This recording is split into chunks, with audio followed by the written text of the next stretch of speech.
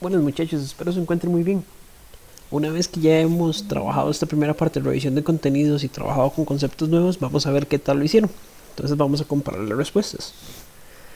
En la primera parte nos decía que con base en esta figura, que era el triángulo que venía en esta ficha de resumen, determináramos cuál era la medida del coseno del ángulo alfa. Recordemos que el coseno corresponde a la proporción que existe entre el cateto adyacente de un ángulo y la hipotenusa del triángulo rectángulo. Para el caso del ángulo alfa, nosotros sabemos que el cateto adyacente va a ser aquel que junto con la hipotenusa forme a dicho ángulo en este triángulo. Y la hipotenusa sabemos que siempre es el lado más largo de un triángulo rectángulo y es el que se opone al ángulo de 90 grados. Por ende la hipotenusa sería z y el adyacente en este caso es y, puesto que es el lado de este triángulo que junto con esa hipotenusa forman al ángulo alfa. Por ende, si quisiéramos calcular el coseno del ángulo alfa, sería el adyacente, que sería y, entre su hipotenusa, que sería z. Por ende, la opción correcta sería la opción número 3, y entre z. En el caso de la segunda proporción, nos pedían que calculáramos pero el seno del ángulo beta. En el caso del seno, sabemos que el seno es la proporción que existe entre el cateto opuesto a un ángulo con respecto a la hipotenusa de este triángulo. La hipotenusa sabemos que se sigue manteniendo como z, puesto que el lado de este triángulo rectángulo que se opone al ángulo de 90. Y sabemos que el opuesto a un ángulo es aquel que le quede justo al frente a dicho ángulo. En este caso, el opuesto a beta sería y. Y la hipotenusa z, por ende, la proporción sería y sobre z. La tercera pregunta nos pedía que calculáramos o determináramos que con base en las razones trigonométricas de las dos preguntas anteriores, que las comparáramos y que diéramos nuestra conclusión. Si nos dimos cuenta, en el primer caso, cuando calculamos el coseno de alfa, nos dio que esa proporción correspondía a y sobre z. Y cuando calculamos seno de beta, nos dio que esa proporción correspondía también a y sobre z. Por ende, ¿verdad que podemos saber si los valores de y y z estuvieran establecidos? Pues sabemos que estas dos expresiones, cos de alfa y sen de beta, van a tener el mismo valor, es decir, van a ser equivalentes. Por ende, esta era la proporción correcta. Y la última decía, de esta primera parte, ¿cuál de las siguientes expresiones permite calcular la medida del ángulo beta? Sabemos lo siguiente, dado que beta, alfa y este ángulo de 90 grados son ángulos internos de un triángulo, ¿verdad que todos los ángulos internos de un triángulo tienen que sumar 180 grados? Entonces sabemos que la medida del ángulo beta más la medida del ángulo alfa más 90 grados, que es el ángulo recto, tienen que ser igual a 180 grados. Ahora bien, ven que nosotros lo que nos piden es calcular la medida del ángulo beta. Tratemos entonces por medio de despejes determinar o despejar la medida del ángulo beta.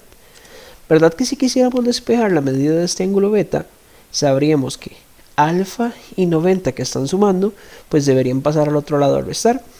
De esta manera nos quedaría que beta es igual a 180 grados menos alfa menos 90 grados. Y pues en este caso podríamos agrupar semejantes. Si a 180 le restamos 90, eso nos daría 90 grados. De tal manera que nos quedaría que beta es igual a 90 grados menos alfa. Por ende, la expresión que lo representaría sería esta primera expresión. Ahora, ¿esto para qué nos sirve? ¿Y para qué queríamos llegar a este desenlace? Bueno, chiquillos, sabemos que en todo triángulo los ángulos internos tienen que sumar 180 grados. Si hablamos de un triángulo rectángulo, como ya sabemos que uno de esos ángulos internos mide 90 grados, ¿verdad que la suma de los otros dos debería ser equivalente a los otros 90 grados que hacen falta para que los tres sumen 180 grados? Entonces, si tomamos como referencia este triángulo que tenemos acá dibujado, ¿verdad que el ángulo formado en B más el ángulo formado en C, que son los dos ángulos agudos de este triángulo, tendrían que sumar esos otros 90 grados para que todos los ángulos internos de este triángulo sumen 180 grados? Cuando nosotros tenemos dos ángulos, tal que esos dos ángulos suman 90 grados, pues sucede que se dice que esos dos ángulos son complementarios, o que uno es el complemento del otro. Entonces nosotros podemos decir que B, el ángulo formado en B, es el complemento de C, o viceversa, que el ángulo formado en C es el complemento de B. Ahora, ven que la medida del ángulo B está representado por beta, mientras que el ángulo C, supongamos que no conocemos su representación, Entonces lo dejé como el ángulo C. Si nosotros quisiéramos saber cuál es la medida del ángulo C, ¿verdad? Que como beta está sumando, lo podríamos pasar al otro lado a restar, quedándonos entonces que la medida del ángulo C equivaldría a 90 grados menos beta. Es decir, si supiéramos cuál sería la medida de beta, podemos calcular 90 menos beta. Esta expresión que tenemos acá, lo que representa es el complemento de un ángulo. Al decir 90 grados menos beta, esto se refiere al complemento del ángulo beta. Entonces, quiere decir, el complemento es lo que le hace falta para llegar a 90 grados. Por ejemplo, si beta midiera 30 grados, sabremos que el complemento de beta sería 90 grados menos 30, o sea, 60 grados. Y lo interesante de estas proporciones y lo interesante de esta situación es lo que pasa con respecto a las razones trigonométricas.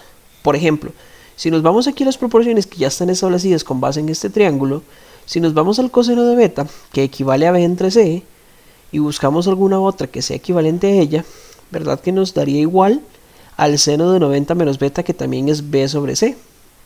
Sabemos que estas dos razones trigonométricas son equivalentes.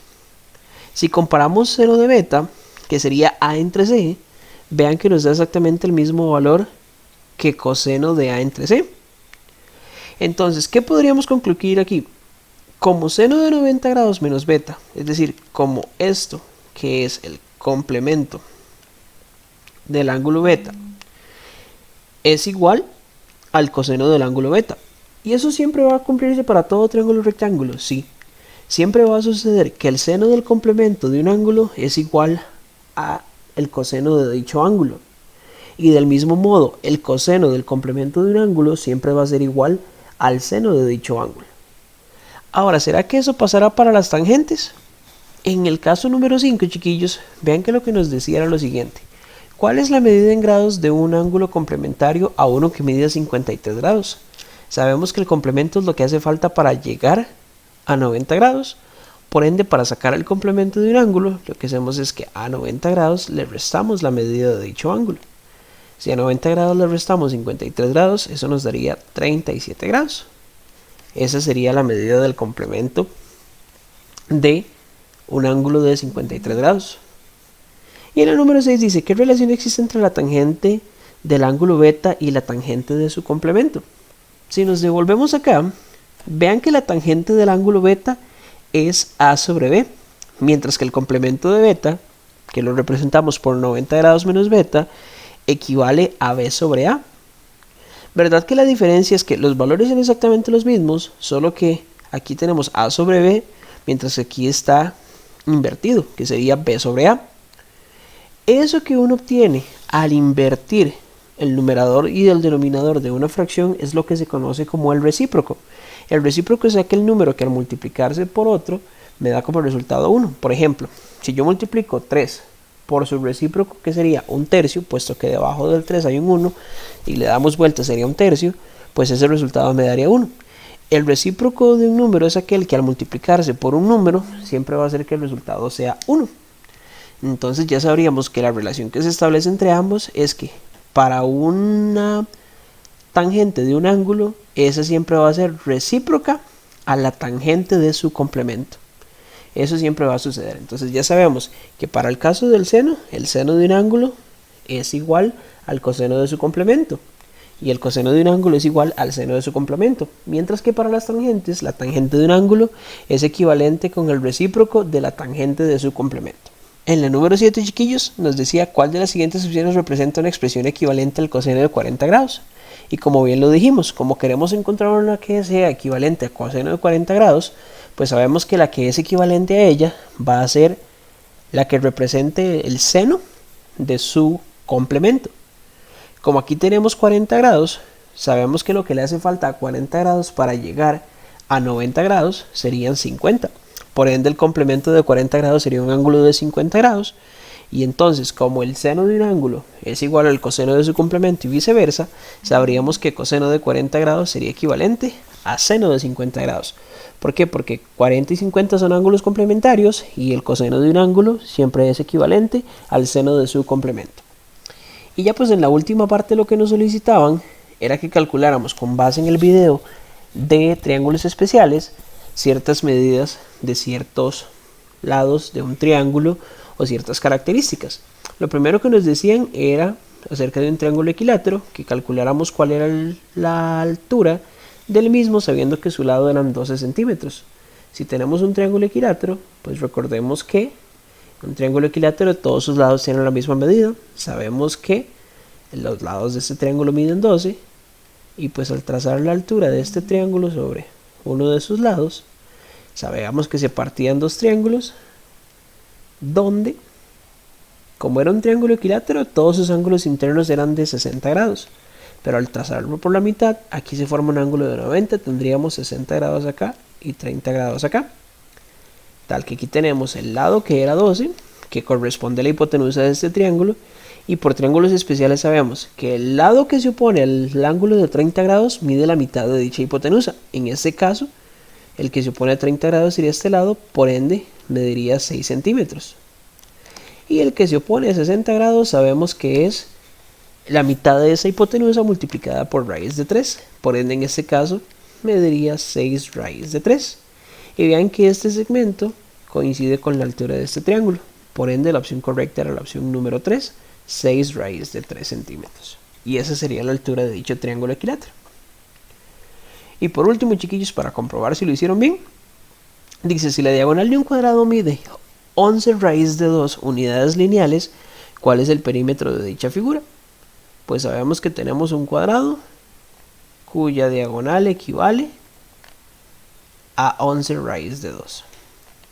Sabemos que al trazar la diagonal en un cuadrado se forman dos triángulos isósceles, tal que aquí cada uno de estos ángulos mide 45 grados. Y sabíamos que en todo triángulo, rectángulo isósceles, los catetos tienen la misma medida y siempre la hipotenusa en dicho triángulo equivale a la medida de sus catetos multiplicada por la raíz de 2. Entonces podríamos trabajar antiorto de despeje. Si sabemos que la hipotenusa equivale a la medida de los catetos o lado por raíz de 2 y eso tiene que ser igual a 11 raíz de 2, podríamos de esta expresión despejar L. Raíz de 2 está multiplicando, pasa al otro lado a dividir. Me quedaría que L es igual a 11 raíz de 2 entre raíz de 2. Cancelamos las raíces y nos queda que el lado sería igual a 11. Pero ven que a mí no me están pidiendo el lado sino el perímetro. Y pues el perímetro en un cuadrado sabemos que es 4 veces la medida de su lado. Por ende el perímetro sería 4 por 11, lo que sería equivalente a 44 unidades lineales. Y en este caso la opción B. Espero, chiquillos, que con esta comprobación les haya ido bastante bien. Muchos éxitos con la siguiente parte de la guía.